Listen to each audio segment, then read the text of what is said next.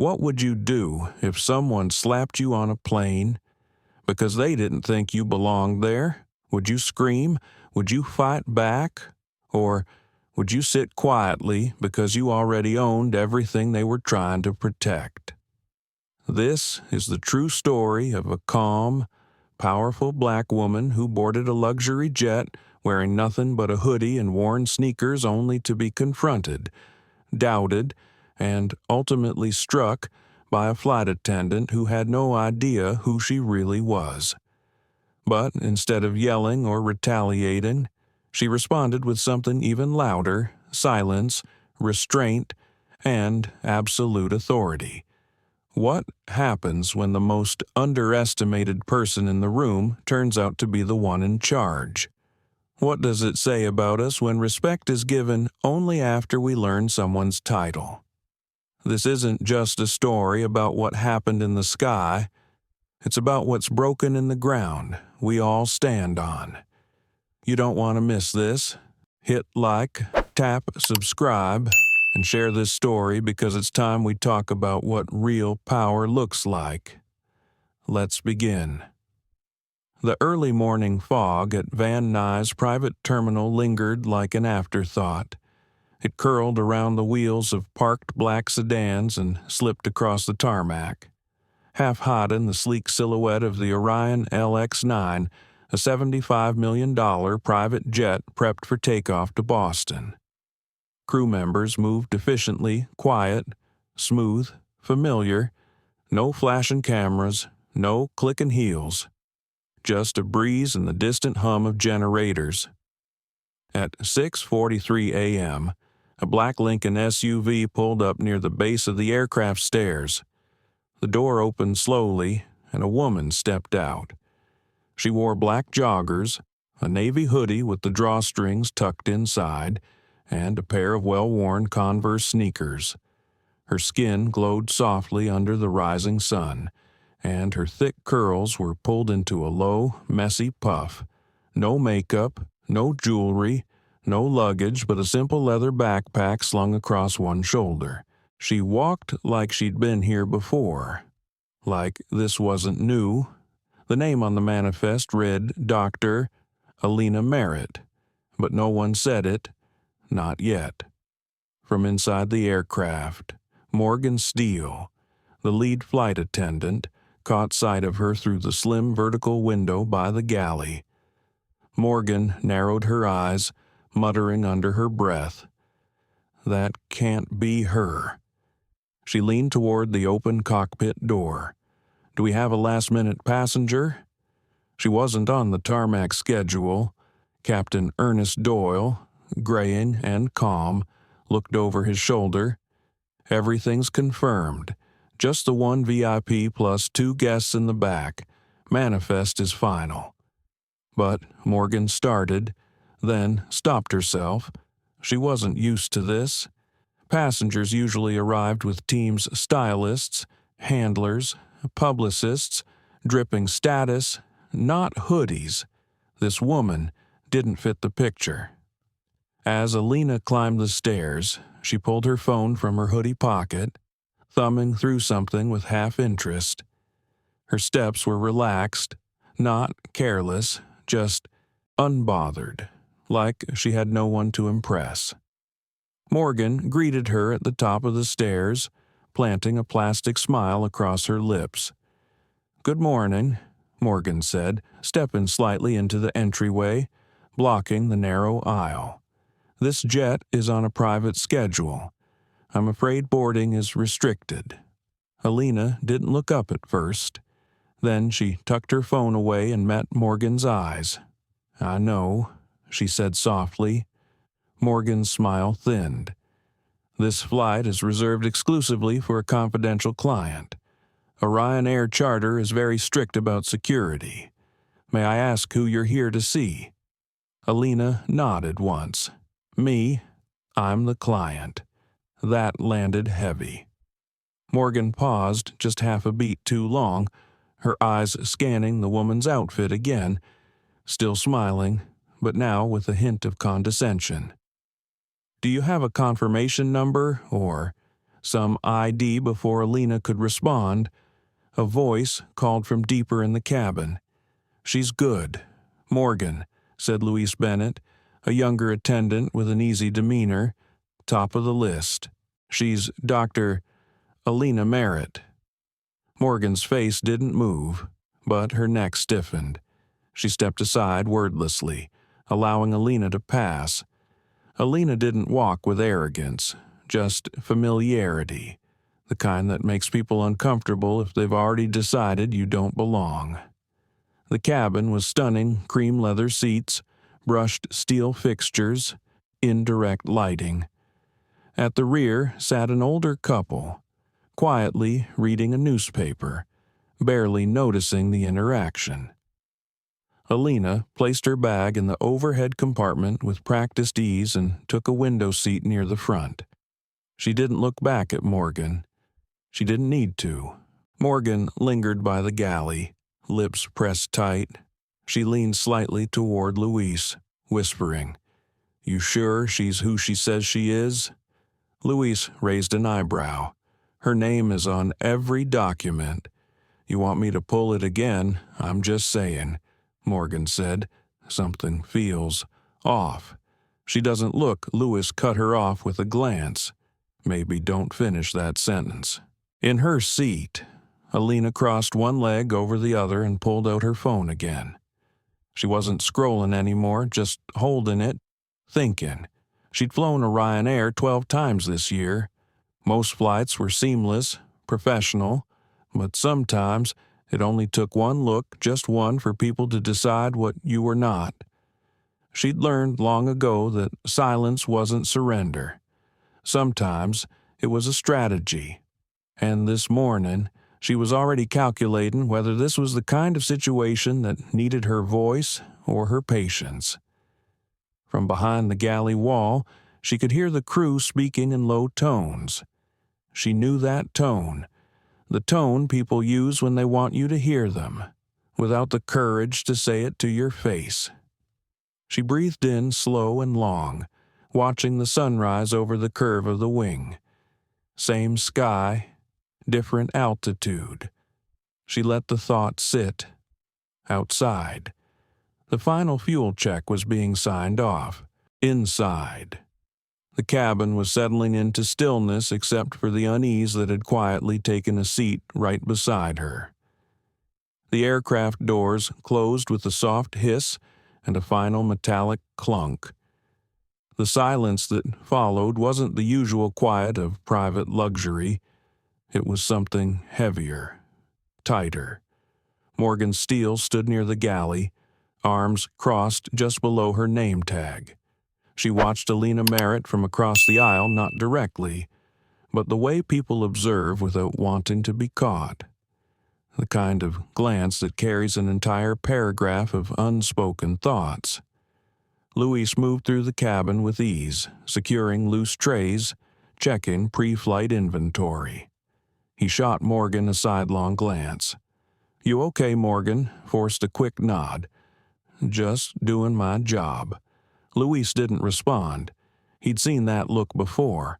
A cocktail of ego and suspicion, dangerous in small cabins.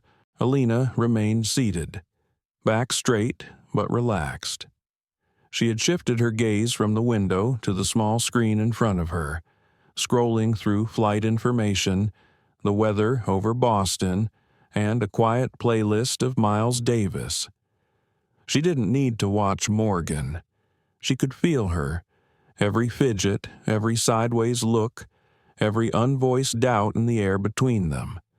This wasn't new, not when you looked like her, not when you wore comfort instead of conformity, not when your presence in spaces like these was still considered a disruption. She opened the Notes app on her phone and typed a single line, "Doubt walks faster than truth." Then she closed the app and let the screen go dark. Morgan stepped forward again. Slowly, this time. She wasn't angry. She was curious, or so she told herself. She stopped just beside Alina's seat, maintaining a practiced smile. "Excuse me, Dr. Merritt," she said, the name sounding like an afterthought. I just want to double-check something with you. Would you mind showing some identification? Just for security purposes. Alina looked up, blinking slowly. Her voice, when it came, was even and unhurried. Your colleague already confirmed my credentials. Twice. I understand, Morgan replied, her voice dipping lower. But we have protocol. No, Alina said gently. You have discretion. Protocol doesn't involve singling someone out after verification. There was no anger in her voice. That made it worse. Luis appeared behind them, sensing the shift in tone. Morgan, she's good. I triple-checked. Morgan's smile faltered. I'm not trying to make a scene. I'm just trying to protect our clients. Alina's head tilted slightly. Her tone didn't waver. Then you're doing a poor job of it. A pause. I am the client. The older couple, seated in the back, were still pretending to read, but their ears were tuned in now. The cabin felt smaller, the air thinner. Morgan adjusted her blazer. It's just, you have to understand how it looks when someone boards in. Casual attire. We've had security breaches before. Alina stared at her. Not through her. At her. You're not worried about protocol. You're worried I don't look like your version of money. Morgan blinked. That's not fair. Fairness doesn't factor into bias, Alina said. It just hides behind it. Luis looked from one woman to the other. Morgan. Seriously, let it go. But she couldn't. Maybe it was ego. Maybe it was the way Alina refused to shrink. Maybe it was the way silence sometimes dares people to show their true selves. I don't know who you think you are, Morgan muttered. But that kind of entitlement doesn't fly here. Alina rose slowly to her feet. Now they were face to face. Alina was taller. Not by much, but she didn't need height. She carried gravity. I didn't think I was anybody. She said, You did. Morgan's breath caught for a second. She turned slightly, perhaps ready to retreat, but she didn't, because walking away would mean admitting something, and she wasn't ready. So she stood there, one woman wrapped in restraint, the other wrapped in defense. Neither moved.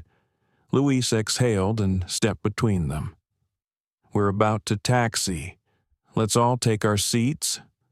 Alina didn't speak again. She returned to her seat and crossed her legs, reaching for her headphones. Morgan stood frozen for a beat longer, then spun sharply and returned to the galley. Luis watched her go, shaking his head slightly. What did you think was going to happen? He muttered. Morgan didn't answer. She was already busy justifying her next move in her head, because for some people, it's easier to believe they're right than admit they never even asked the right question. In Alina's mind, the words repeated like a whisper caught on wind. This again. Not the confrontation. The weight of being seen through someone else's expectations. The plane began to taxi. Soft vibrations rippled beneath the cabin floor, subtle and reassuring, the kind of movement that promised luxury, discretion, and control. But for Morgan Steele, the ground might as well have disappeared beneath her feet. She stood rigid in the galley, arms locked tight, staring at the espresso machine as if it had answers. Her reflection in its stainless steel surface stared back, flushed cheeks, too tight jaw, eyes twitching at nothing. Luis was strapping in near the service jump seat, watching her. You need to sit down. Morgan, in a minute, she replied curtly, her voice more breath than sound. Luis gave her a long look but didn't argue. He had already tried once. Across the aisle. Doctor, Alina Merritt had returned to stillness, headphones on, eyes closed, but not asleep. Behind her eyelids, thoughts churned, not rage, not even surprise, just weariness. It wasn't the confrontation that wore her out. It was the repetition, the predictability of it all. The way people like Morgan always needed more proof when someone like her claimed space without explanation. She breathed in slowly, feeling the pressure of ascent beneath her spine. The plane tilted gently as it left Los Angeles behind. She didn't open her eyes. Not yet. Morgan's fingers twitched as she hovered near the aisle, watching Alina out of the corner of her eye. Her heart raced with a pressure she couldn't name, something in her chest tight, cracking. She had worked for Orion Air for over a decade, built a reputation on flawless hospitality. She knew the names of dignitaries' children, how CEOs liked their espresso pulled, which billionaire brought which mistress on which day of the week. But this woman, this quiet, hoodied stranger had upended everything, because Morgan didn't know her, and worse, she hadn't recognized her, and that was a threat. The aircraft leveled out at 41,000 feet. The captain's voice came over the intercom. Warm and smooth, ladies and gentlemen. We've reached cruising altitude. We'll begin beverage service shortly. Alina opened her eyes, and Morgan made a choice. She stepped into the aisle and approached again, her heels silent on the carpet. "Dr. Merritt," she began, tone forcibly polite. Alina looked up slowly, no smile, no reaction, just presence. Morgan's hands twisted at her waist. "I just want to be completely sure for documentation." "If you could just," Alina interrupted. Voice even and unamused. "You've asked 3 times now. It's just protocol," Morgan insisted, louder than necessary. "No," Alina said. "It's bias." Morgan blinked hard, caught off guard by the directness. Alina sat forward slightly, removing her headphones. "I've been on this flight before, more than once. I've boarded in business suits and dresses and heels. No one ever asked twice. Today I wore comfort, and suddenly I'm a risk." Morgan's face flushed. "That's not what I meant. It doesn't have to be. That's what it is." Louise stood quickly, sensing the shift again. "Morgan, I think..." But Morgan had already leaned closer. "This is a high-security charter," she said, voice tight. "People don't just walk onto jets like this. People like me." "You mean..." "I didn't say that," Morgan shot back. "You didn't have to," Alina said quietly. Silence again, heavy, tense. Morgan's hand flexed at her side. "I don't know who you think you are, but I know exactly who I am," Alina said, cutting her off. Her voice didn't rise, her hands didn't move. Stillness was her weapon. Morgan took another step forward, and then she reached. Her fingers closed around Alina's upper arm, not harsh, but firm an attempt at authority, a misguided show of control. Alina pulled back, not violently, just deliberately. "Don't touch me," she said, her voice steel beneath silk. That should have ended it. But Morgan's hand moved again, quick, sharp, and then came the sound. A slap, clear, crisp, open-handed. The kind of sound that doesn't echo in air, but in memory. Louise gasped audibly. The couple in the back dropped their newspapers. The cabin seemed to freeze in place, gravity suspended. Alina didn't move. She didn't cry. She didn't speak. She just sat there, one hand on her cheek, eyes fixed on Morgan with a stillness that wasn't shock. It was disappointment, and disappointment was worse. Louise stepped between them. "What the hell was that?" She was being difficult. Morgan stammered, eyes wide. "She's the owner," Louise snapped. Morgan's face went white. "What? She's Dr. Alina Merritt, founder of NovaJet Aerospace, majority stakeholder in Orion Air." He turned toward Alina, then back at Morgan. "You just hit the woman who signs your checks." Morgan's mouth opened, then closed. Her knees bent slightly, like her body wasn't sure if it should run or collapse. Alina still hadn't spoken. She lowered her hand from her cheek. Her face was calm again, but her silence had weight now. It wasn't absence. It was judgment.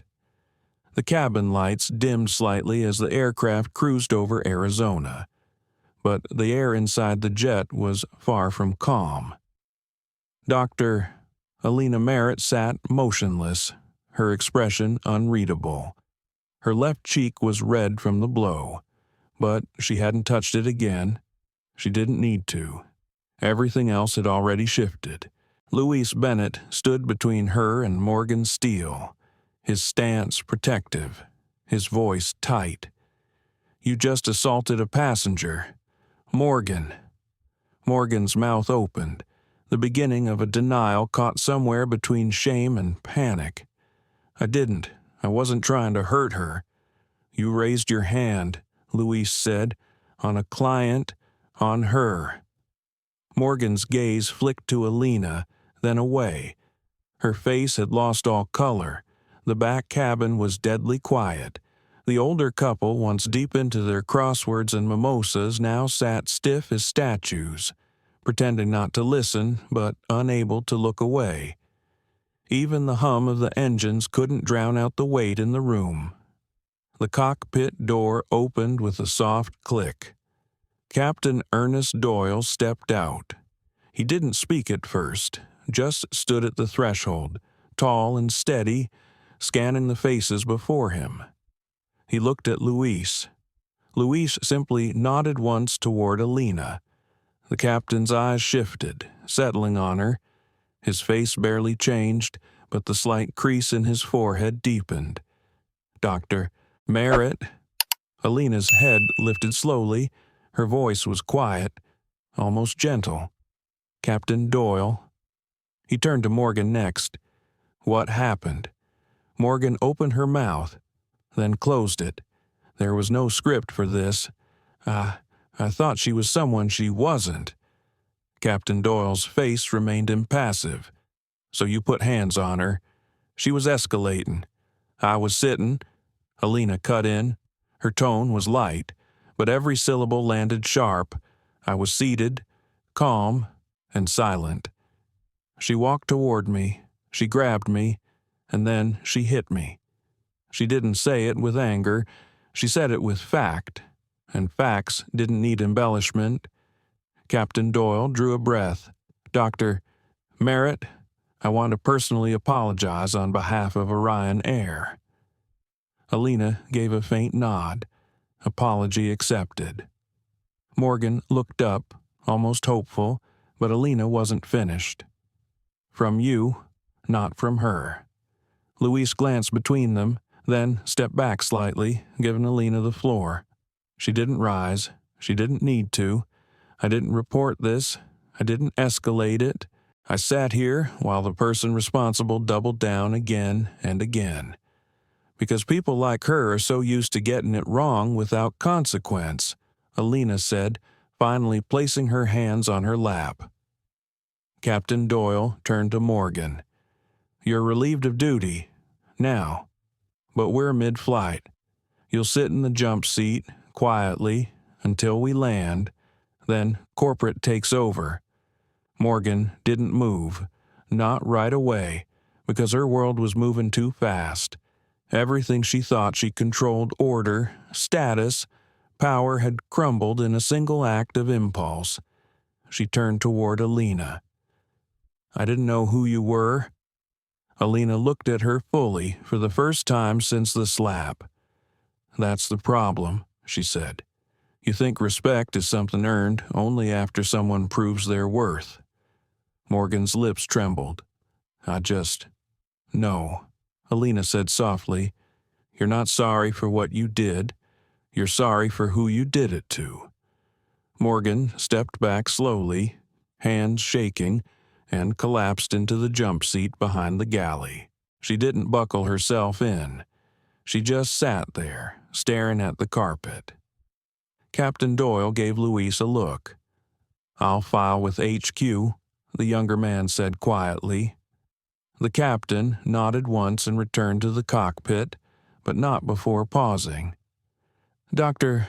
Merritt, if there's anything else you need, at any point during this flight, there isn't," Alina said. "Thank you." The door closed behind him with the soft hiss of a seal. Time didn't move the same after that. Luis busied himself with small tasks, rechecking cups, adjusting napkins that didn't need adjusting. His mind was a blur of outrage, sadness, and awe. He couldn't stop thinking about Alina's composure, her silence, how she hadn't raised her voice or her hand but still managed to command every atom of the cabin.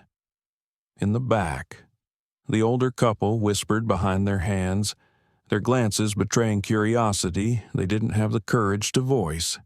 And Morgan, in the jump seat, fidgeted with the strap of her apron, as if untying it might undo the moment. But Alina. She sat with her eyes closed again, not asleep, just distant, like someone listening to an internal broadcast only she could hear. She wasn't broken, she wasn't angry, but she was done.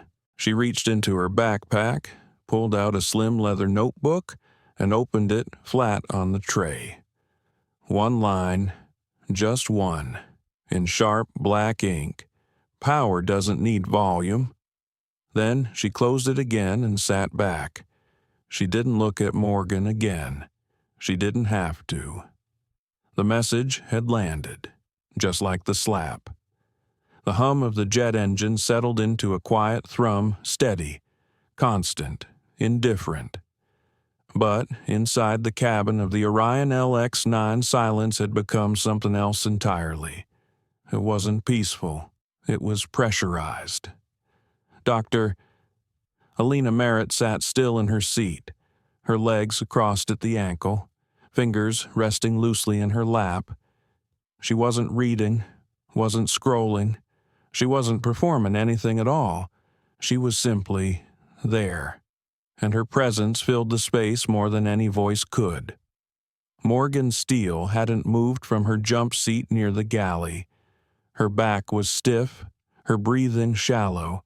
She tried not to look forward, but her eyes betrayed her, flicking up every few seconds, checking to see if Alina had moved, if she was talking, if she had softened.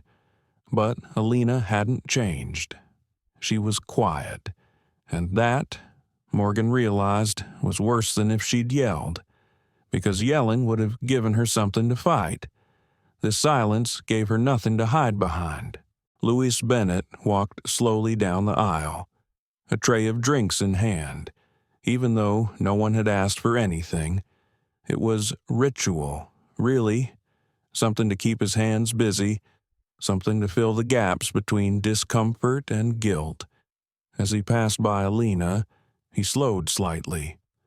"Dr. Merritt," he said in a low voice, leaning just enough to speak without being heard by the others. "We can delay the flight if you'd like, file an incident report, even have her escorted off mid-air once we land. Say the word." Alina shook her head gently. "No." Luis blinked. "Are you sure she's going to stay on this flight?" Alina said without turning to look at Morgan. "She's going to sit in silence and feel what it's like to lose the narrative." Luis gave a subtle nod. Understood. He walked away. In the back row, the older couple finally broke their silence. The man leaned toward his wife. "Did you see what just happened?" "I saw enough," she whispered. "That woman back there, she's finished." "Who? The passenger or the flight attendant?" His wife gave him a look. You know which one?" They both glanced forward for a second, then back to their newspapers, but neither was reading. Morgan, meanwhile, was unraveling internally. She stared down at her hands. Now still, now foreign. The sting of what she'd done replayed not in sound, but in memory. She could still feel the slap leave her fingers. She could still see Alina's face unmoving, strong, but etched with a kind of restraint Morgan didn't understand. Morgan wasn't just afraid, she was humiliated, because for the first time in years, she had no script to recover from this, no apology on standby, no procedure to hide behind. In the front, Alina finally moved. Slowly. She reached into her backpack again and pulled out a manila folder. Inside printed proposals, annotated policy drafts, and internal audits. The top page bore the insignia of NovaJet Aerospace, her company. She flipped past the cover sheet and reread a section titled Internal Accountability Silent Systems of Exclusion. Her own words stared back at her. She'd written them 6 months ago after sitting through a board meeting where an executive had described diversity hiring as optics. She'd said nothing that day, choosing instead to create this policy. And now, here it was. With new urgency, Louise passed by again, pausing only to refill her glass. "Still, we're sparkling?" he asked. Alina looked up at him for a moment. "Still," she replied. A small nod passed between them. No performance, no small talk. Louise walked away again. Morgan watched that exchange and flinched. It was so normal, so simple, and yet it highlighted how far she had fallen in just 20 minutes. She used to be the one people nodded at like that. Now she felt like static in a room full of clarity. Another 30 minutes passed. The aircraft glided over Missouri, cutting clean through the morning sky. Alina sat back, her mind turning slowly. She didn't want revenge. That had never been her impulse.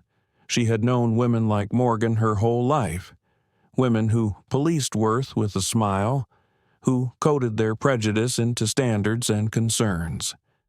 But part of her, buried deep, still asked the uncomfortable question. Would she have treated me the same if I looked different? If I were a man? If I were white? If I wore heels instead of sneakers? If I had a name like Rachel or Catherine? And most of all, what if I hadn't owned the damn plane? The thought twisted something inside her. A knot of something old and tired.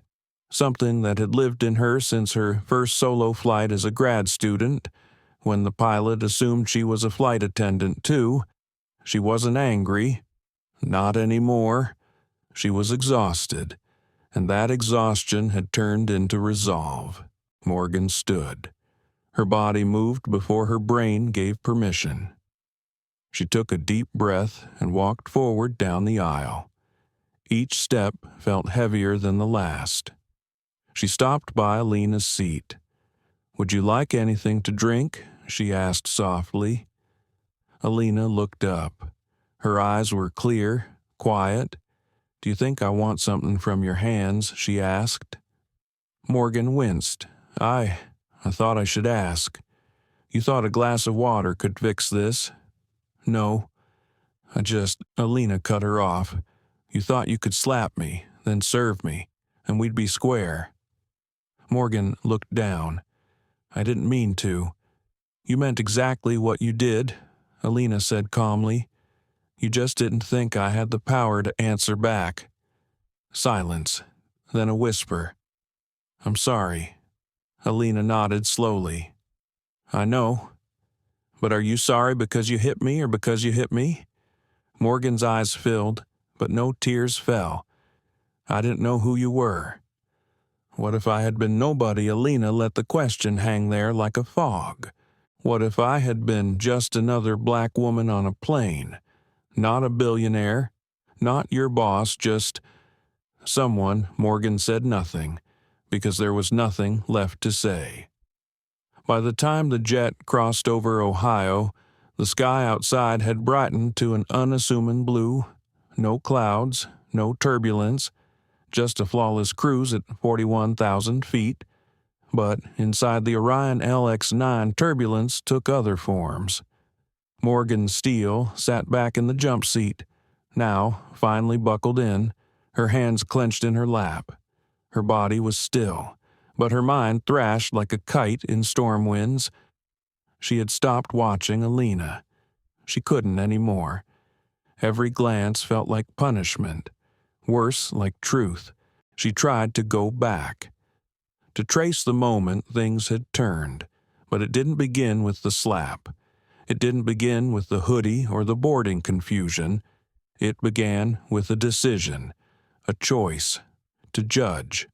And once that judgment took root, it colored everything else: voice, posture, clothing, silence. Morgan hated how familiar it felt, because it wasn't the first time she'd made that choice, just the first time she couldn't get away with it. Louise Bennett returned from the galley, quietly restocking the fruit tray. He'd kept his distance since Morgan's attempt at an apology, not out of cruelty, but clarity. He had seen too many people say sorry, like it was a spell, something to erase what happened instead of owning what it caused. He paused by Alina's seat. "Can I get you anything else?" Alina shook her head once, still flipping through her manila folder of policy drafts. Louise hesitated. Then, "You good?" Alina glanced up. "I've been through worse," she said. Her voice didn't tremble, but something behind it did. Louise lingered. "Can I ask something?" "Sure. Why didn't you escalate it? Right then. I mean, you had every right." Alina thought for a moment, then closed the folder. "You know what happens when a black woman raises her voice mid-air?" Louise didn't answer. "Unstable passenger. Escorted by air marshals. Investigated for disruption. I've read the headlines. Some of them were about women like me, and some of them were almost me." Louise looked down. "I didn't stay quiet because I'm weak. I stayed quiet because I've done this dance too many times." Alina leaned back against the seat, arms crossed. The pressure in her chest hadn't faded, not completely, but it was settling now. Not because anything had been fixed, but because she was reclaiming control. Slowly, intentionally. "Besides," she added, "I've learned that sometimes silence hurts more." Luis tilted his head. "You think she's hurting? I think she's unraveling. The part of her that needed to be right, it's dying. And the part that has to face what she did is just waking up." Morgan couldn't hear the conversation, but she could feel it. Every second that passed without Alina looking her way chipped something loose inside her. Not out of pride, but pain. She'd been proud of her work, of her professionalism, of how she held herself in elite spaces, spaces she once thought she'd never reach. She didn't come from legacy or privilege. She worked her way up from puddle jumper routes and red-eye runs, built a name for herself in a sea of rotating faces and polished surfaces. And yet, none of that justified what she'd done. She'd been threatened by something she didn't understand: confidence without performance, power without display. She mistook Alina's calm for attitude, her silence for threat, her clothing for a challenge to decorum, because somewhere deep inside, Morgan had built a picture of who was supposed to belong, and Alina didn't fit it. So she tried to erase her. Now, sitting with nothing but the buzz of altitude and regret, Morgan realized something far worse than professional failure. She had become exactly the thing she thought she stood against. In the cockpit, Captain Ernest Doyle adjusted the throttle slightly, his eyes flicking over the control panels. The flight was smooth, but he wasn't at peace. He'd seen conflict before drunken executives, celebrities demanding absurd perks, influencers filming crew for clout. But this had been quiet, real, human, and it had revealed something deeper about the system they all operated in. He reached for the comm and called Luis. "Could you ask Dr.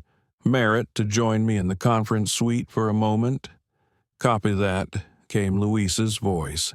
Minutes later, Alina stepped into the private meeting cabin near the rear of the plane.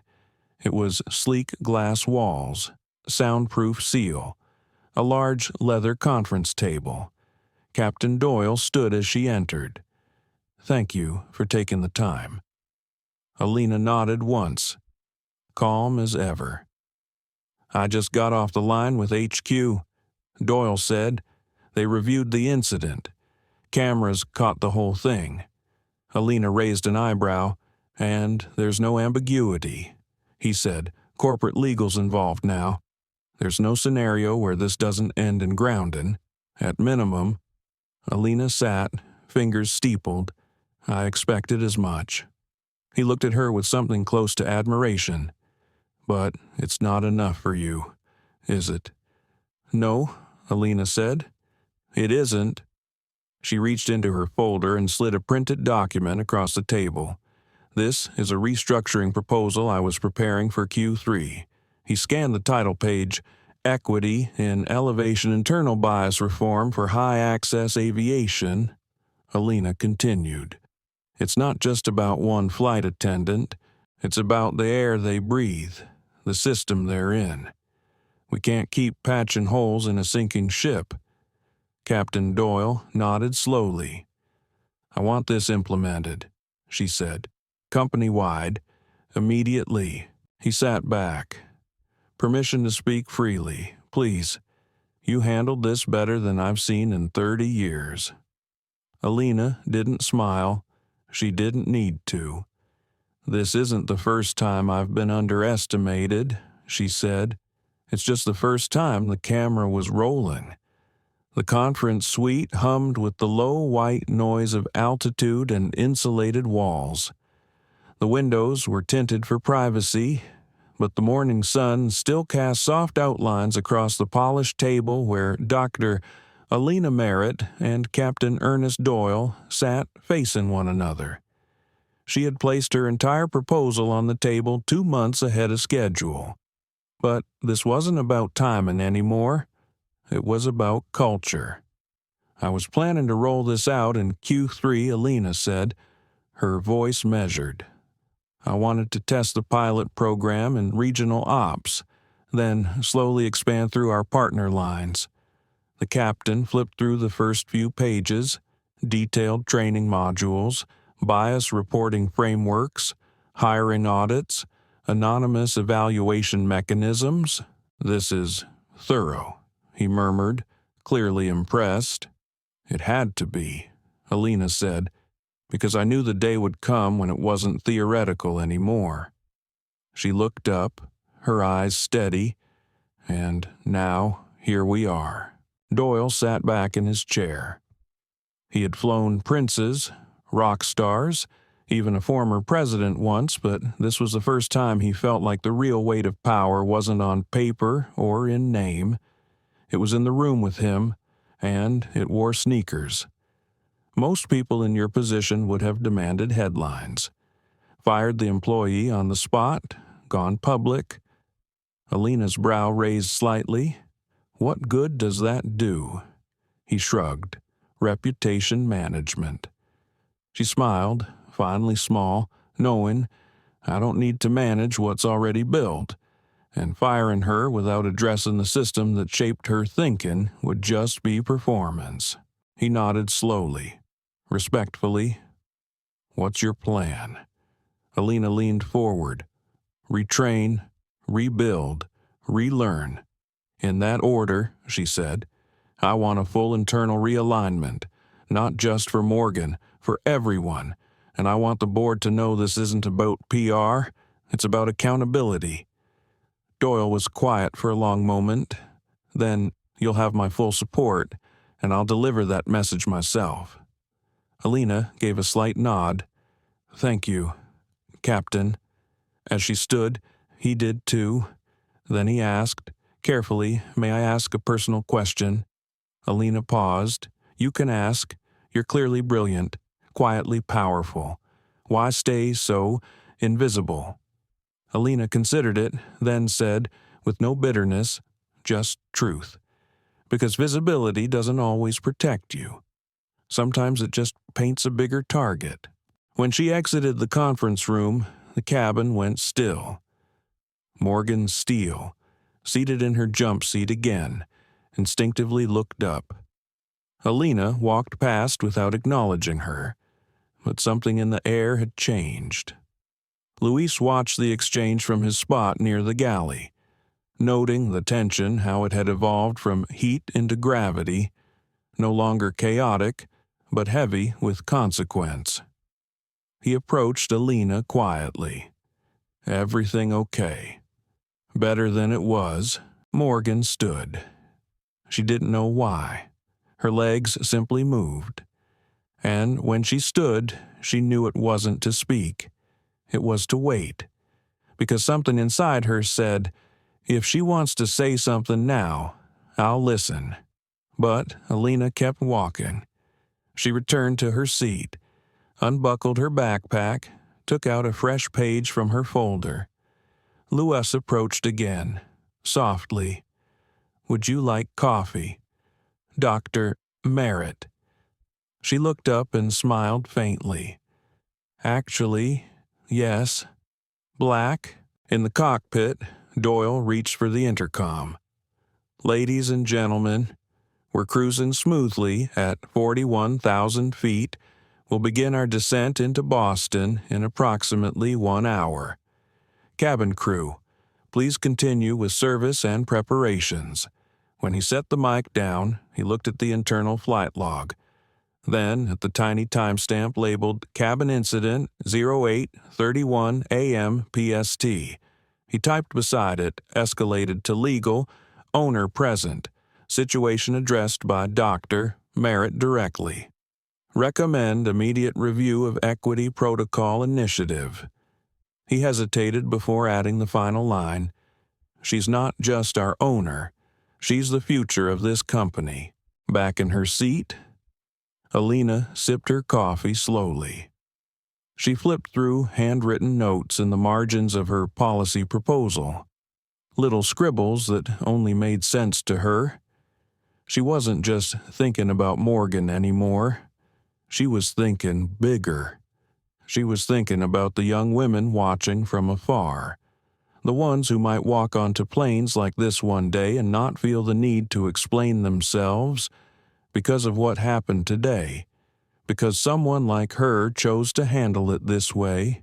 Behind her, Morgan stared out the small oval window. Her reflection looked back tired, pale, older than this morning. And, for the first time, she wondered, how many other times have I done this? How many moments like this never ended up on camera that thought sat like a stone in her throat? Because if she couldn't answer it honestly, she didn't deserve this job. She turned slowly, watching Alina's stillness again. She didn't need to speak. She had already changed the room. Without a word, the jet began to bank gently as it passed over the Massachusetts coastline. Light from the Atlantic shimmered far below, quiet and cold. Clouds stretched thin across the sky like silk being pulled at the edges. Inside the Orion LX-9, the tension had settled, not gone, but changed. What once felt like confrontation now felt like weight. Truth had been spoken. Now came the part no one ever trained for, what happens after. Dr. Alina Merritt was calm. Her notebook lay open again, pen moving slowly across the page. Not policy this time, not metrics, just thoughts. Change doesn't begin when they apologize. It begins when they see what they were protecting.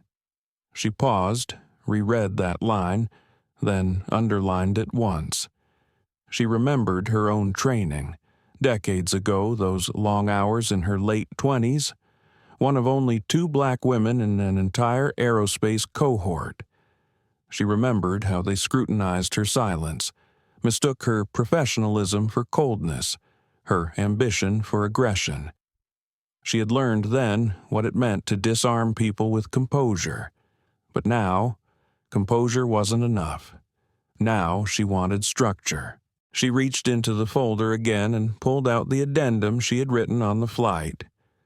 A handwritten policy clause. All staff in direct client-facing roles will undergo yearly emotional bias, retraining grounded not in theory, but in lived experience. These sessions will be conducted by facilitators with intersectional backgrounds and lived exposure to systemic exclusion. Below that, participation is not optional. Growth is not negotiable. She tapped the paper once with the tip of her pen, then folded it neatly back into the folder. Louis Bennett passed by her row again. No tray, no service, just presence. He glanced down at her open notes, that new. She nodded, wrote it somewhere over Pennsylvania. He smirked. You always this efficient midair. Alina chuckled under her breath. Only when policy is personal. Louis became more serious. If this rolls out, it's going to shake a lot of people. It should. They'll say you're overreacting. Of course they will. Louis looked around the cabin. Morgan was still in the jump seat, visibly smaller now. The older couple was quietly murmuring, one of them pointing discreetly toward Alina. This'll make headlines, he said. I hope not. She replied. Louis raised an eyebrow. I don't want attention, she said. I want correction. Quiet, deep, irreversible correction. In the back row, Morgan Steele had taken off her heels. Her feet were aching, but that wasn't why. She wanted to feel the floor, to feel something real. Her mind spun with every detail she could no longer escape the way she'd reached for Alina's arm. The snap of skin on skin. The way time stopped afterward, not because of noise, but because of silence. That silence had stretched over the whole plane, over her job, over her image of herself. She'd always prided herself on being polished, composed, respectful, but today had exposed something else. She wasn't immune to bias. She had just dressed it better. As she sat there, she remembered her first week with Orion Air, fresh uniform, nervous excitement. The handbook weighed down her tote bag, filled with pages about customer experience, safety, and presentation. Nowhere in that handbook had it said, look people in the eye and ask yourself why you're uncomfortable before you act. She realized, bitterly, that maybe it should have. In the cockpit, Captain Ernest Doyle was already composing a private message to HQ. It wasn't a formal report, he'd sent that already. This was personal. If we want to keep Dr. Merritt, we must become the kind of company that deserves her. He clicked send, then leaned back in his seat and stared out into the pale blue stretch ahead of them.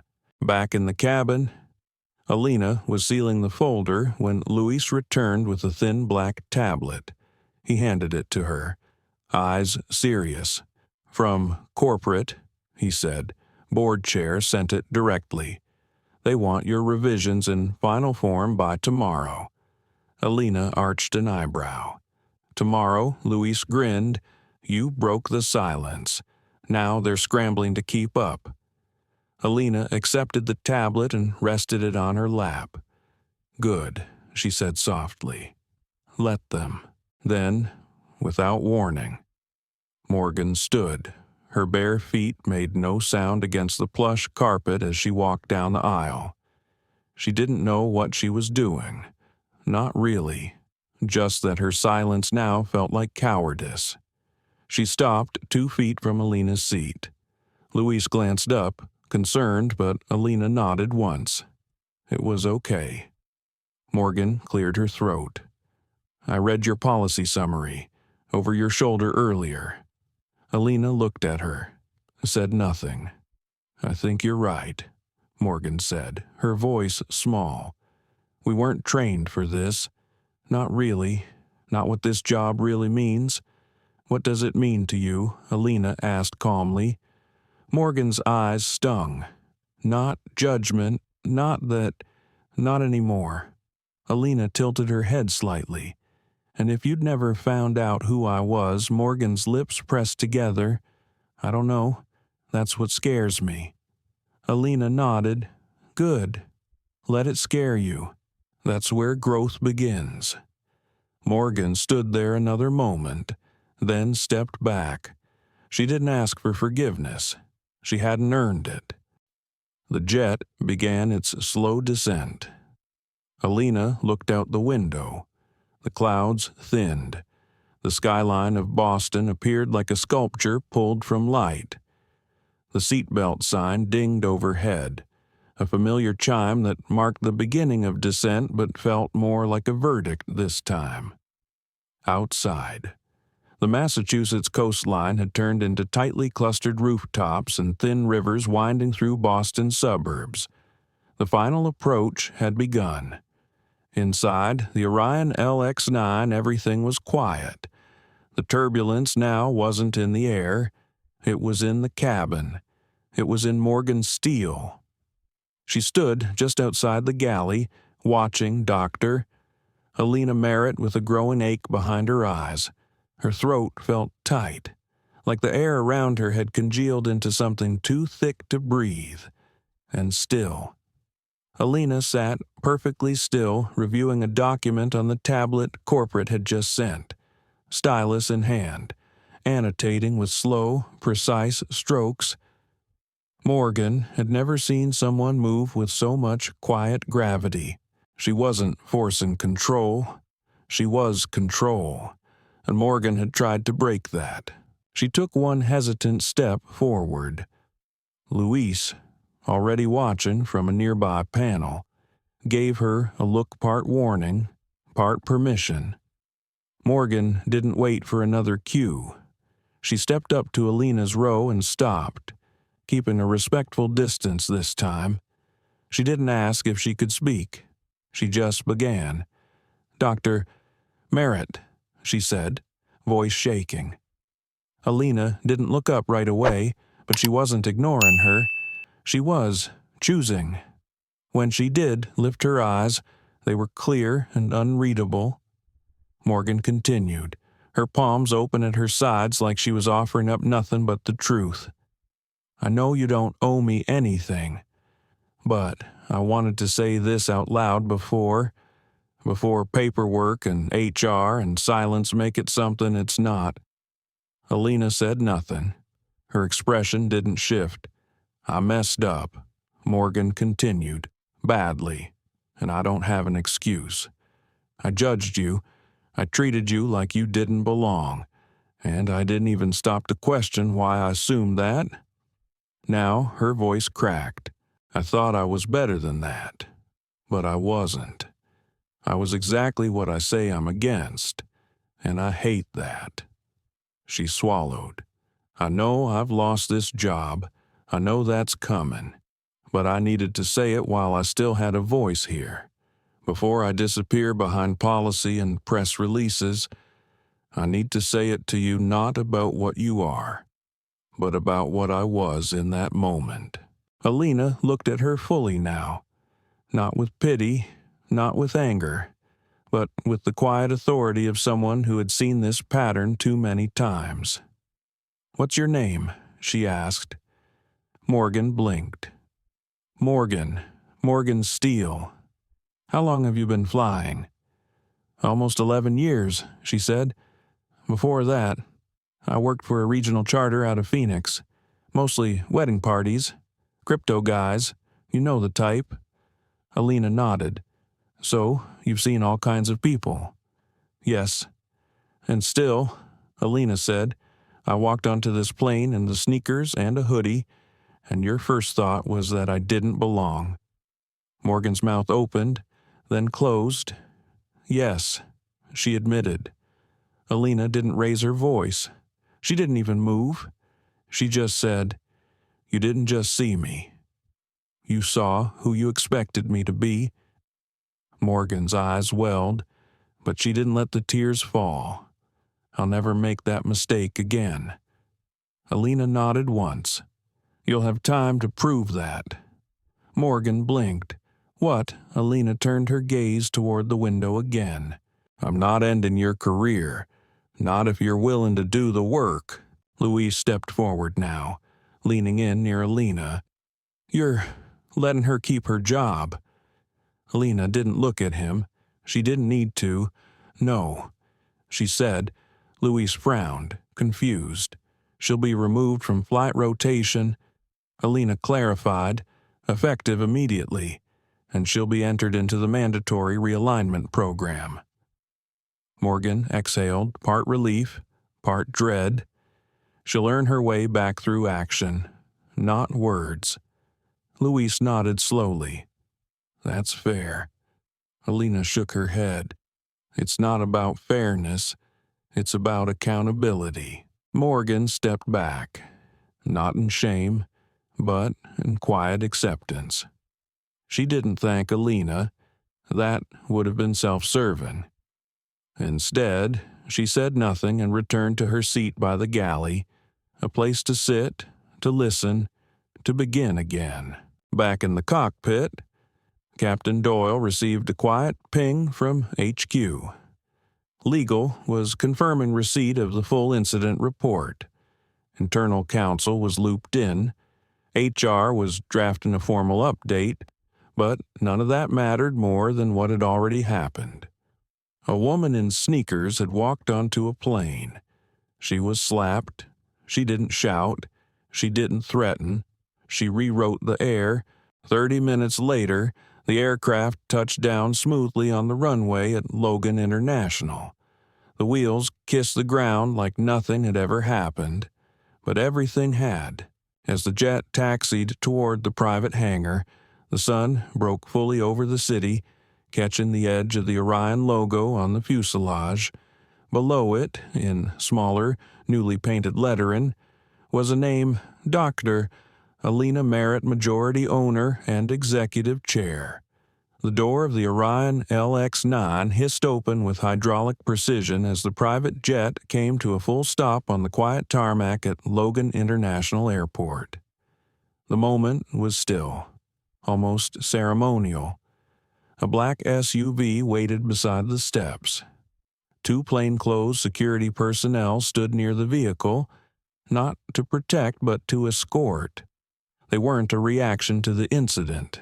They were part of her team. Dr. Alina Merritt rose slowly from her seat, not with urgency, but with that same deliberate calm she had maintained since boarding. She gathered her leather folder, tablet, and pen. Nothing else. She turned briefly at the top of the aircraft stairs and glanced down the aisle. Morgan Steele stood just beside the galley, back straight, eyes wide with uncertainty. "You have a voice," Alina said, her voice steady but not unkind. "You work in a space most people will never access. Use that position for more than just assumptions." Morgan parted her lips to speak, but Alina was already walking down the steps. Gone. Inside the SUV. Alina sat in silence as the car pulled away from the runway and into a secured entrance marked Orion Air, Executive Offices. Less than 15 minutes later, she entered the main boardroom, where 6 executives were already waiting. They stood when she entered. No one spoke first. The room was tall, glass-walled, modern, yet somehow too fragile now. like the glass wasn't just design, but metaphor. Alina walked to the head of the table and set down her folder. She didn't sit, effective immediately. She said, "Morgan Steele is removed from all active flight duty. She'll be placed in the realignment program with review after full completion." The head of PR cleared his throat, nervous. There could be fallout. If the footage gets out, we can spin it. Say she misunderstood the manifest, no spin. Alina cut him off. No corporate language, no phrases like miscommunication or protocol lapse. She looked around the room. Not angry exact. What happened is what happened. Another executive, older, more polished, spoke next. "Would you prefer we prepare a media statement proactively?" Alina nodded. "But not to deflect. We won't defend a culture we're here to change." She took a breath and finally sat, then said the words they hadn't expected. "We're not hiding this." The silence in the room was immediate, tense, bracing. One assistant, young, barely 30, began scribbling notes like his pen was catching fire. Alina continued, her voice calm but relentless. "This company cannot build the future of flight while pretending its present isn't weighted by legacy bias. We don't move forward by covering what's broken. We move by naming it, exposing it, replacing it." She opened her folder and slid a packet down the table. "Starting today, I'm implementing the Equity in Elevation initiative. No one interrupted. Mandatory internal training. Leadership interviews, peer reviews, anonymous feedback pipelines. We're doing this out loud." The head of legal looked uneasy. "This will make people uncomfortable." Alina looked at her. "That's the point." In the hallway, outside, a large screen played a silent loop of Orion's latest promotional reel, smiling clients. Champagne toasts, stylized jets slicing across blue skies. Alina glanced at it as she left the boardroom.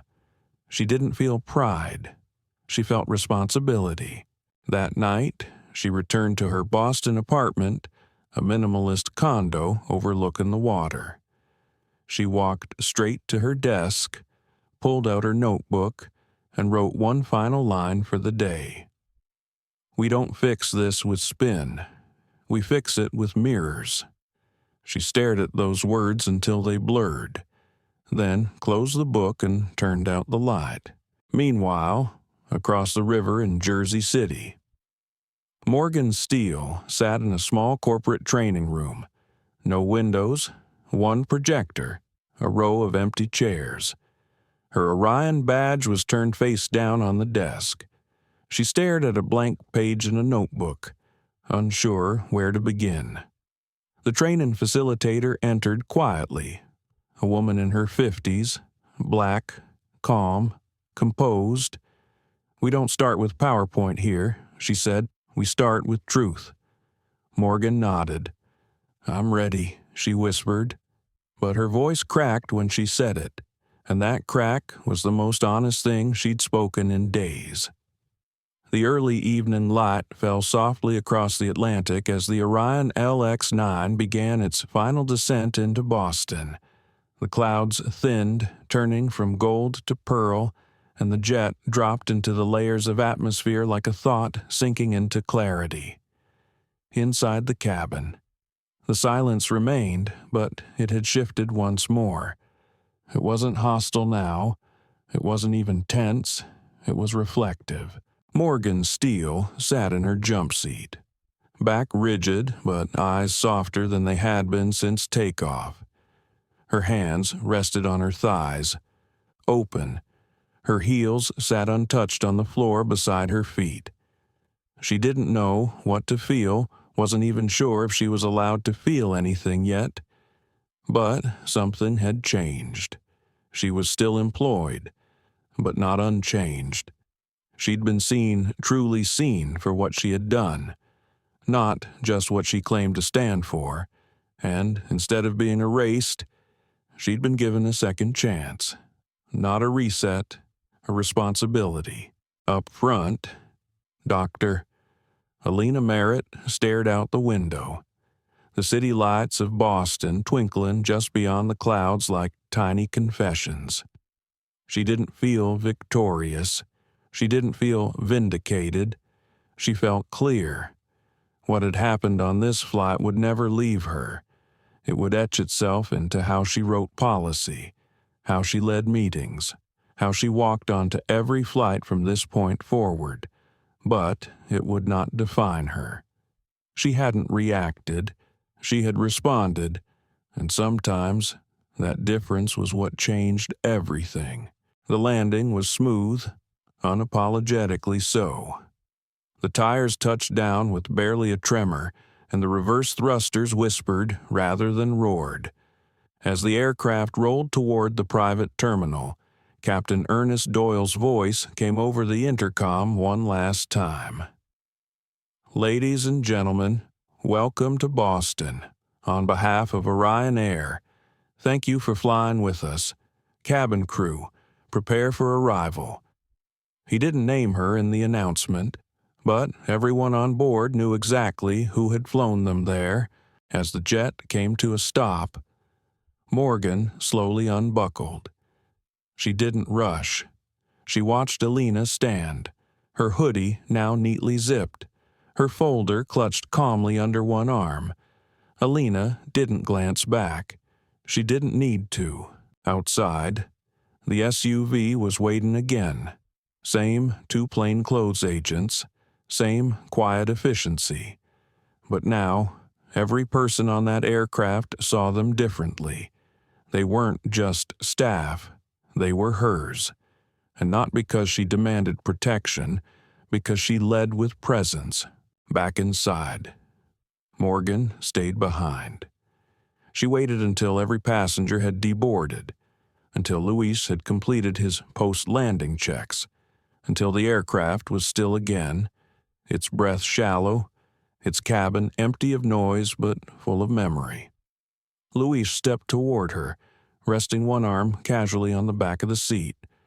"You okay?" Morgan didn't answer immediately. "I don't know." Luis nodded, then tilted his head. "That's a better answer than pretending you are." She looked at him, eyes tired.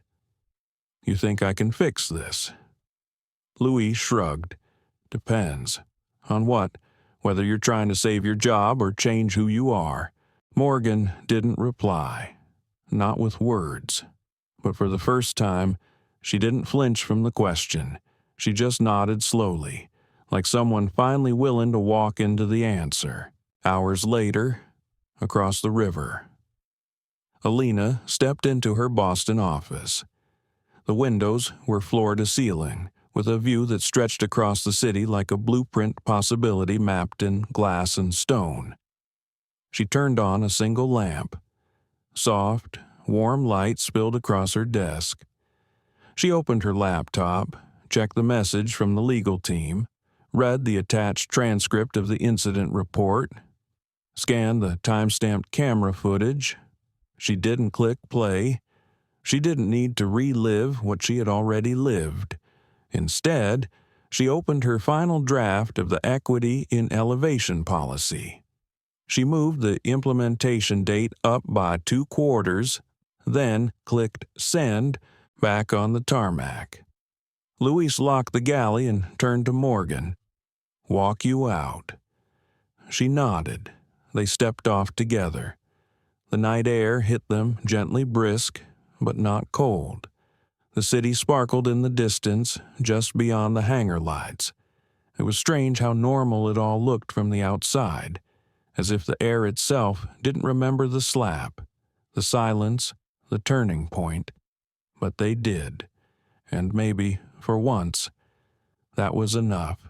2 weeks later, Jersey City, New Jersey. The Orion Air Regional Training Facility was quiet except for the low buzz of a video screen. Inside a modest training room, Morgan Steele sat alone, No uniform, no makeup, just jeans, a cardigan, and a half-filled notebook in her lap. The screen in front of her played real footage. No actors, no stock images. A pilot describing how he'd once been asked to show credentials at his own aircraft hangar. A woman recounting how she was mistaken for someone's assistant on her own business trip. A child asking her mom why people look scared when she sits next to them. Each story landed like small stones dropped into a still lake. Uncomfortable. Unforgettable. The screen faded to black. Then a new face appeared, centered, calm, direct. Dr. Alina Merritt, filmed in her office, framed by light and skyline. Her voice filled the room not loud, but clear, resonant. "If you're watching this," she began, "you work for a company I now lead." Morgan sat up straighter.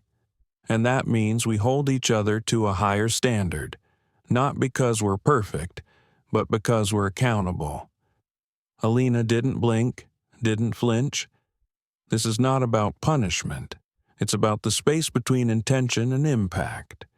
And what you choose to do when you're standing in that space. It's about seeing people, not assuming them, not sorting them, not shrinking them to your comfort. Morgan swallowed hard. Ask yourself, every day did I treat someone better today, simply because I chose to see who they are not who I expected them to be. The video ended. Silence returned. Morgan stared at the blank screen for a long moment. Not because she was lost, but because, finally, she was beginning to see the direction she needed to face. Across the country, another flight prepared to board, this time in Sacramento. A young black woman in a hoodie and sneakers stepped onto the private jet. She was carrying a laptop bag, her hair braided in a low bun, her face lit by quiet focus. Before she could say her name, the flight attendant, an older white woman, smiled softly and asked, "Welcome aboard. Dr. Spencer. Would you like sparkling water or still no hesitation, no questions, no side glances, just respect?" In her Boston office. Alina stood by the window, watching a new Orion jet lift off from the runway below. Her name now appeared not just on the manifest, but in the culture. She didn't need to sit at every table. She had redesigned the table entirely. In a closed-door boardroom 3 floors below, a new sign had been installed on the wall. Simple, framed in brushed steel, it read, "Real power doesn't announce itself. It just walks in quietly and sits wherever it wants." And across the country, in more than a dozen Orion training rooms, dozens of new crew members were beginning to learn what leadership really meant. Not authority, not decorum, not command, but courage, clarity, and the willingness to confront yourself before you ever confront someone else. What if this wasn't a billionaire? What if she wasn't the owner of the jet? Would anyone have stood up for her? Would anyone have believed her? This story isn't just about one slap. It's about the thousands of silent judgments made every day based on how someone looks, dresses, or dares to exist in spaces they're not expected to be in. But in that silence, Dr. Alina Merritt didn't just hold her ground, she changed the air around her. She reminded us that true leadership isn't loud. It's measured, it's principled, and it refuses to protect systems that punish people for being different. So, here's the real question. Are we building a world that sees people for who they truly are, or for who we assume them to be? If this story moved you, if it made you think, feel, or reflect, please hit like to show your support. Share this story with someone who needs to hear it. And don't forget to subscribe for more powerful stories that challenge what we think we know about justice, humanity, and grace under fire. We'll see you in the next one.